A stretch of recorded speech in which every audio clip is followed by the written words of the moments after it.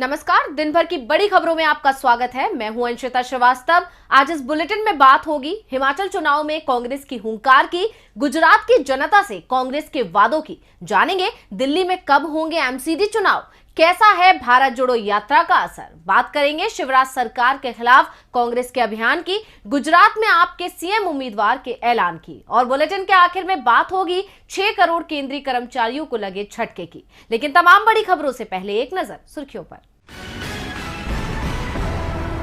UP में BJP विधायक विक्रम सैनी की सदस्यता रद्द, अदालत ने सुनाई थी 2 साल की सजा। जयंत चौधरी का ट्वीट, आखिरकार कोर्ट के आदेश का लिया गया संज्ञान। झारखंड में ईटी और आईटी की छापेमारी तेज, कांग्रेस विधायकों और कारोबारियों के यहां की गई छापेमारी, राज्य में गरमाई सियासत। T20 वर्ल्ड कप के रोमांचक मुकाबले में ऑस्ट्रेलिया ने अफगानिस्तान को 4 रन से दी मात। पहले बल्लेबाजी करते हुए ऑस्ट्रेलिया ने अफगानिस्तान को दिया था 169 रन का लक्ष्य। बढ़त के साथ बंद हुआ शेयर बाजार, सेंसेक्स 114 अंक चढ़कर 60,950 पर हुआ बंद। निफ्टी 64 अंकों की तेजी के साथ 18,117 पर हुआ बंद। तो ये थी सुर्खियां और अब बात आज की सबसे बड़ी खबर की। हिमाचल में विधानसभा चुनाव का बिगुल बज चुका है। ऐसे में मतदान से पहले सभी पार्टियां जनता को लुभाने के लिए अपनी अपनी ताकत झोंक रही हैं। हालांकि इस रेस में कांग्रेस बाजी मारती दिख रही है, जिसकी वजह है राज्य का सियासी रिवाज। ऐसे में आज कांग्रेस ने हिमाचल की जनता को लुभाने के लिए वादों की झड़ी लगा दी। हर 5 साल में सत्ता पलटने वाला हिमाचल का सियासी रिवाज बीजेपी की जीत के रास्ते का रोड़ा बना हुआ है और इस रिवाज के चलते कांग्रेस के सत्ता में आने की उम्मीद काफी ज्यादा है, जिसके लिए कांग्रेस जी तोड़ मेहनत कर रही है और राज्य में जोरदार प्रचार प्रसार कर हिमाचल की जनता को लुभाने की कोशिश कर रही है। उसी कड़ी में कांग्रेस महासचिव प्रियंका गांधी कांगड़ा पहुंची, जहां उन्होंने जनता से कई बड़े वादे करते हुए बीजेपी सरकार की खामियां गिनाई।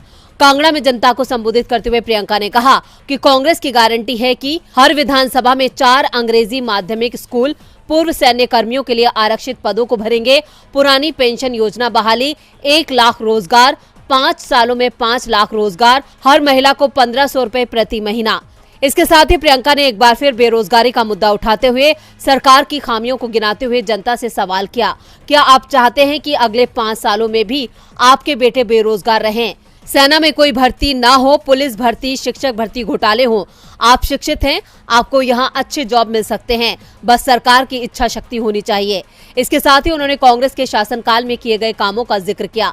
उन्होंने कहा कि कांग्रेस ने हिमाचल प्रदेश में विकास किया, सेंट्रल यूनिवर्सिटी बनाई, IIT बनाई, गांव-गांव तक स्कूल बनाए, डिग्री कॉलेज, टांडा में मेडिकल कॉलेज बनाया और बीजेपी सरकार ने PPE किट घोटाला, पुलिस भर्ती घोटाला, शिक्षक भर्ती में घोटाला, यानी प्रियंका आज बीजेपी के खिलाफ काफी आक्रामक अंदाज में नजर आई। अब देखना होगा कि कांग्रेस की ये मेहनत क्या रंग लाती है। प्रियंका गांधी ने इसके साथ ही कांग्रेस के कार्यकाल में किए गए कामों को भी याद दिलाया और सरकार बनाने का दावा भी किया।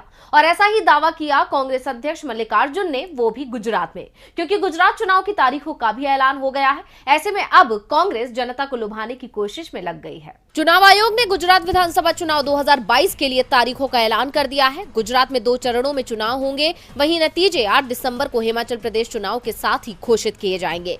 इन सबके बीच कांग्रेस ने गुजरात में होने जा रहे विधानसभा चुनाव से पहले प्रदेश की जनता के लिए 8 वादे किए हैं। इनमें LPG सिलेंडर के प्राइस में कटौती, फ्री बिजली और युवाओं के लिए नौकरी शामिल है। कांग्रेस के राष्ट्रीय अध्यक्ष मल्लिकार्जुन खड़गे ने सत्ता पर काबिज बीजेपी पर निशाना साधते हुए कहा कि 7 करोड़ गुजराती बहन भाई परिवर्तन के लिए केवल कांग्रेस पार्टी का विकल्प मानते हैं। कांग्रेस पार्टी ने कहा है कि गुजरात के 8 संकल्प के तौर पर हम 500 रुपए में LPG सिलेंडर, 300 यूनिट तक बिजली मुफ्त, 10 लाख रुपए तक का इलाज और दवाइयां मुफ्त, साथ ही किसानों का 3 लाख रुपए तक कर्ज माफ करेंगे। इसके साथ ही कांग्रेस अध्यक्ष खड़गे ने कहा कि अगर पार्टी गुजरात की सत्ता पर काबिज होती है तो वो सरकारी नौकरियों में कॉन्ट्रैक्ट सिस्टम को बंद करेगी, साथ ही 300 रुपए बेरोजगारी भत्ता का प्रावधान किया जाएगा। इसके अलावा 3000 सरकारी English medium school, cooperative society में दूध पर 5 रुपए लीटर सब्सिडी और कोरोना से जान गंवाने वाले 3 लाख लोगों के परिवार को 4 लाख रुपए का मुआवजा दिया जाएगा। गुजरात में एक बार फिर टफ फाइट देखने को मिल रही है। इस बार कांग्रेस का सीधा मुकाबला बीजेपी से है। बीजेपी के खिलाफ एंटी इनकम्बेंसी का फायदा कांग्रेस को मिलता नजर आ रहा है। चुनाव आयोग के मुताबिक गुजरात विधानसभा चुनाव में 3,24,422 नए मतदाता इस बार पहली बार मतदान करेंगे। नए युवा मतदाताओं को लुभाने के लिए कांग्रेस ने रोजगार का अपना पहला दांव चल दिया है। वहीं राहुल गांधी गांधी की यात्रा में भी युवा बढ़ चढ़कर हिस्सा ले रहे हैं और ये युवा ही इस बार गुजरात में कांग्रेस की ताकत है। कांग्रेस गुजरात में अपनी ज्यादातर नीतियां युवाओं को ही ध्यान में रखकर बना रही है और इसका फायदा भी कांग्रेस को मिल सकता है। खड़गे ने गुजरात की जनता से 8 बड़े वादे किए। कांग्रेस ताकत तो पूरी लगा रही है, लेकिन इसका फल मिलेगा या नहीं ये तो चुनाव के नतीजे बताएंगे। जहां विधानसभा चुनाव की तैयारियों ने जोर पकड़ा हुआ है, तो वहीं अब एक और चुनाव का बिगुल बज गया है, जो है दिल्ली एमसीडी चुनाव। तो कब से होना है चुनाव, देखिए रिपोर्ट। दिल्ली नगर निगम चुनावों का ऐलान हो गया है। दिल्ली के चुनाव आयुक्त विजय देव ने आज चुनाव की तारीखों का ऐलान कर दिया। राजधानी के 250 वार्डों में 4 दिसंबर को वोटिंग होगी और 7 दिसंबर को काउंटिंग कराई जाएगी। इसी दिन परिणाम सामने आ जाएंगे। चुनाव के लिए 7 नवंबर से नामांकन की प्रक्रिया शुरू होगी। 14 नवंबर तक नामांकन जमा किए जा सकेंगे। उम्मीदवार 68 स्थानों पर सुबह 10 बजे से दोपहर 3 बजे तक नामांकन कर सकेंगे। सभी सीटों पर वोटिंग ईवीएम से कराई जाएगी, जिस कारण से चुनाव परिणाम 7 दिसंबर को दोपहर तक आने की संभावना है। चुनाव के ऐलान के साथ ही राजधानी दिल्ली में आचार संहिता भी लागू हो गई है, यानी अब दिल्ली सरकार कोई नई योजना नहीं ला पाएगी। चुनाव आयोग इस बार आचार संहिता को लेकर मॉडल बुक ऑफ कंडक्ट की एक बुकलेट भी जारी करेगा। आयोग ने बताया कि 7 दिसंबर तक लाउडस्पीकर के उपयोग पर रोक रहेगी। लाउडस्पीकर का यूज करने के लिए परमिशन लेनी होगी। परमिशन लेने के बाद भी रात 10 बजे से सुबह 6 बजे तक लाउडस्पीकर का इस्तेमाल नहीं हो सकेगा। चुनाव आयोग ने इस बार प्रचार खर्च की सीमा में बढ़ोतरी की है। पिछली बार निगम उम्मीदवार के लिए प्रचार खर्च की सीमा 5,75,000 रुपए थी, जिसे इस बार बढ़ाकर 8 लाख रुपए कर दिया गया है। चुनाव आयोग ने यह भी साफ कर दिया है कि दिल्ली में लगे सभी राजनीतिक होर्डिंग्स और पोस्टर्स को भी हटाया जाएगा। इसके लिए तुरंत ही अभियान शुरू करने के आदेश दे दिए गए हैं। देव ने बताया कि दिल्ली नगर निगम में 250 सीटें हैं, जिसमें से आधी यानी 125 सीटें महिलाओं के लिए रिजर्व हैं। कुल सीटों में 42 सीटें अनुसूचित जाति के लिए आरक्षित की गई हैं। एमसीडी के चुनाव का असर पूरे देश पर दिखाई देता है, क्योंकि राष्ट्रीय राजधानी दिल्ली में देश के अलग अलग हिस्सों से लोगों की बड़ी आबादी यहाँ रहती है। 4 दिसंबर को दिल्ली एमसीडी का चुनाव होगा और 7 दिसंबर को इसके नतीजे आ जाएंगे। ऐसे में अब बीजेपी, आप और कांग्रेस दिल्ली एमसीडी चुनाव की तैयारियों में जुट गई है। वैसे तैयारियों में तो इस समय महाराष्ट्र के पूर्व मुख्यमंत्री और कांग्रेस के दिग्गज नेता भी जुटे हुए हैं और रोज सुबह उठकर व्यायाम भी कर रहे हैं, साथ ही तेज चलने की प्रैक्टिस भी कर रहे हैं। तो आखिर क्या है इसकी वजह, आइए देखते हैं। कांग्रेस की भारत जोड़ो यात्रा तेजी से आगे बढ़ रही है और इन दिनों यात्रा तेलंगाना में है और यहाँ भी यात्रा को भरपूर प्यार और समर्थन मिल रहा है। वहीं आज भारत जोड़ो यात्रा रुकी हुई है, क्योंकि आज यात्रियों को आराम दिया गया है। अब यात्रा कल यानी 5 नवंबर को तेलंगाना के मेडक से नए सिरे से शुरू होगी। वहीं जल्द ही यानी 7 नवंबर को यात्रा महाराष्ट्र में प्रवेश करने वाली है। ऐसे में महाराष्ट्र में इसे शक्ति प्रदर्शन के तौर पर भी देखा जा रहा है, जिसके लिए वहां यात्रा के स्वागत की तैयारियां अभी से ही शुरू हो गई हैं। दावा किया जा रहा है कि एनसीपी चीफ शरद पवार, पूर्व मुख्यमंत्री उद्धव ठाकरे यात्रा में शामिल भी हो सकते हैं। लेकिन इसी बीच एक ऐसी खबर आई है जिसने सभी को हैरान कर दिया है। दरअसल यात्रियों की रफ्तार से अपनी रफ्तार मिलाने के लिए महाराष्ट्र के पूर्व मुख्यमंत्री अब तैयारियों में लग गए हैं। राज्य के पूर्व मुख्यमंत्री अशोक चव्हाण ने कहा कि वो और अन्य नेता कार्यक्रम में राहुल गांधी के साथ कदम से कदम मिलाकर चलेंगे। जब भी हमें समय मिलता है हम प्रैक्टिस और व्यायाम करते हैं। इसके अलावा राज्य कांग्रेस अध्यक्ष नाना पटोले ने कहा कि वो यात्रा के लिए खुद को फिट रखने के लिए रोज पुशअप कर रहे हैं। वहीं इनके अलावा पार्टी के और भी कई नेता कार्यक्रम के दौरान राहुल गांधी के साथ तालमेल मिलाने के लिए तेज चलने और दौड़ने की प्रैक्टिस कर रहे हैं। इसके लिए वो सुबह उठकर एक्सरसाइज और व्यायाम भी कर रहे हैं, जिससे इस बात का अंदाजा लगाया जा सकता है कि ये यात्रा कैसे लोगों की दिनचर्या पर भी अच्छा प्रभाव डाल रही है। कांग्रेस नेता और कार्यकर्ता यात्रा के दौरान राहुल गांधी के साथ तालमेल बैठाने के लिए मेहनत कर रहे हैं। महाराष्ट्र में भारत जोड़ो यात्रा को शक्ति प्रदर्शन के तौर पर देखा जा रहा है, जिससे बीजेपी शिंदे सरकार की टेंशन बढ़ सकती है। वैसे टेंशन तो शिवराज सरकार की भी बढ़ी हुई है, जो बढ़ाई है कांग्रेस ने। तो कैसे मुश्किल में घिरी शिवराज सरकार, देखिए रिपोर्ट। मध्य प्रदेश में अगले साल विधानसभा चुनाव है, जिसको लेकर कांग्रेस काफी एक्शन में है। कांग्रेस लगातार राज्य में बीजेपी सरकार के कारनामों का खुलासा कर रही है। इसी कड़ी में कांग्रेस ने प्रदेश के सीएम पर बड़ा आरोप लगाते हुए सड़कों पर मुख्यमंत्री के पोस्टर लगाए। दरअसल इंदौर कांग्रेस ने इंदौर के प्रमुख चौराहों पर मुख्यमंत्री शिवराज के नाम से शिवराज पे क्यूआर कोड के पोस्टर बनाकर लगाए हैं, जिस पर लिखा गया है, प्रदेश उधारी पर चलता है, कृपया उधार दें। प्रत्येक व्यक्ति के सिर पर 41,000 का कर्ज कर दिया है। शिवराज सरकार उधार लेकर घी पी रही है। 400 करोड़ रुपए प्रत्येक महीने ले रही है। कांग्रेस प्रवक्ता विवेक खंडेलवाल ने बीजेपी सरकार पर आरोप लगाते हुए कहा कि मध्य प्रदेश की शिवराज सरकार ने प्रदेश के प्रत्येक व्यक्ति को 41,000 रुपए का कर्जदार बना दिया। प्रदेश सरकार अपने सालाना बजट से ज्यादा उधार ले रही है। हर महीने 400 करोड़ रुपए बाजार से उधार ले रही है। अगर सरकार इसी तरह लोन लेती रही तो वो दिन दूर नहीं जब प्रदेश के हर व्यक्ति के सिर पर 1 लाख रुपए का कर्ज हो जाएगा। कांग्रेस प्रवक्ता यही नहीं रुके, उन्होंने आगे कहा कि सरकार 22,000 करोड़ तो सिर्फ ब्याज में दे रही है। प्रदेश में अब तक की सबसे ज्यादा बेरोजगारी है। करीब इसी साल 6 लाख लोग बेरोजगार हुए हैं। 33 लाख पंजीकृत बेरोजगार हैं।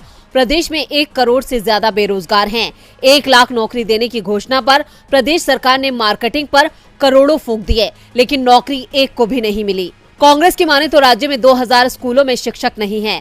प्रदेश की स्वास्थ्य व्यवस्था देश में 17वें स्थान पर है।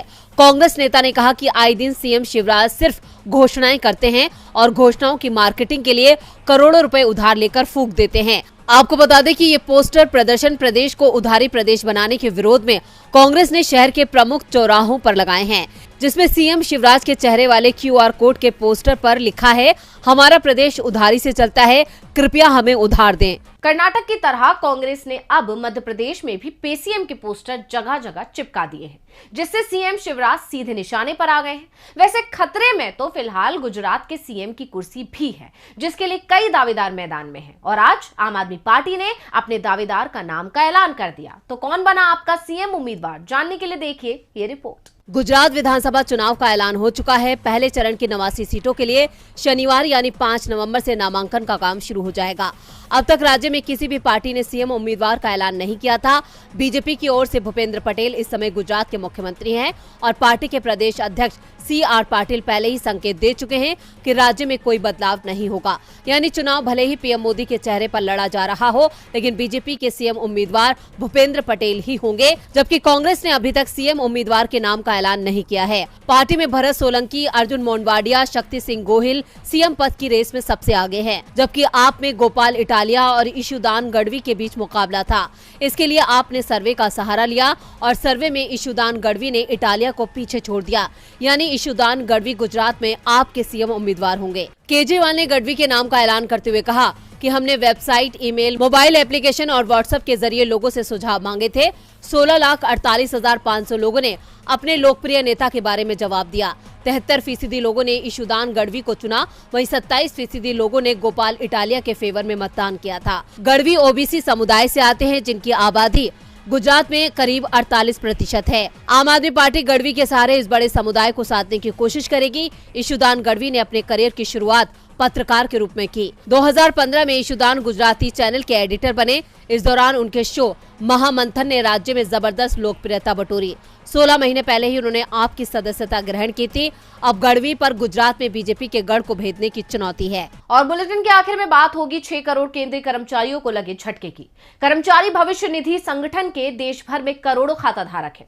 ईपीएफओ अपने कर्मियों को पेंशन स्कीम के तहत 1000 रुपए की पेंशन देता है। हाल ही में लेबर मिनिस्ट्री यानी श्रम मंत्रालय ने एक प्रपोजल भेजा था, जिसमें ईपीएफओ के पेंशनरों की पेंशन को बढ़ाने के लिए कहा गया था, लेकिन वित्त मंत्रालय ने 6 करोड़ सब्सक्राइबर्स को जोरदार झटका दिया है। केंद्र के इस कदम के बाद संसदीय समिति ने वित्त मंत्रालय से जवाब मांगा है। पीएम मोदी कहते हैं कि हम बुजुर्गों की मदद करते हैं, महिलाओं के लिए योजना लाते हैं, बेसहारों को सहारा देते हैं, लेकिन जब वक्त सही कदम उठाने का आता है तो सरकार अपने कदम पीछे खींच लेती है। एक बार फिर केंद्र ने अपने फैसले से साफ कर दिया कि वो केवल हितैषी होने का दिखावा करती है, जबकि हकीकत इसके उलट है। दरअसल श्रम मंत्रालय और ईपीएफओ के अधिकारियों ने बीजद सांसद की अध्यक्षता वाली कमेटी में वित्त मंत्रालय के सामने ईपीएफओ के पेंशन में वृद्धि का प्रस्ताव रखा था, जिसमें ईपीएफओ के पेंशनरों की पेंशन को बढ़ाने के लिए कहा गया था। पेंशन कितनी बढ़ाने की बात कही गई थी, इस बारे में कोई आधिकारिक सूचना नहीं दी गई, लेकिन मीडिया रिपोर्ट्स के मुताबिक इसे 1000 से बढ़ाकर 2000 का प्रस्ताव रखा गया था।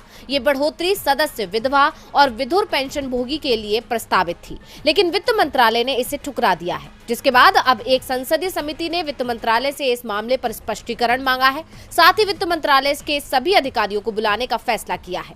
अब भले ही केंद्र ने 6 करोड़ सब्सक्राइबर्स को जोरदार झटका दिया हो, लेकिन ईपीएफओ ने नियम बदलकर उन्हें राहत दी। ईपीएफओ ने 6 महीने से भी कम समय में सेवानिवृत्त होने वाले कर्मचारियों को कर्मचारी पेंशन योजना 1995 EPS 95 के तहत जमा राशि निकालने की अनुमति प्रदान कर दी है। फिलहाल कर्मचारी भविष्य निधि कोष सब्सक्राइबरों को 6 महीने से कम सेवा बाकी रहने पर कर्मचारी भविष्य निधि खाते से जमा राशि निकालने की ही अनुमति देता है। तो आज इस बुलेटिन में बस इतना ही। देखते रहिए DV लाइव। नमस्कार।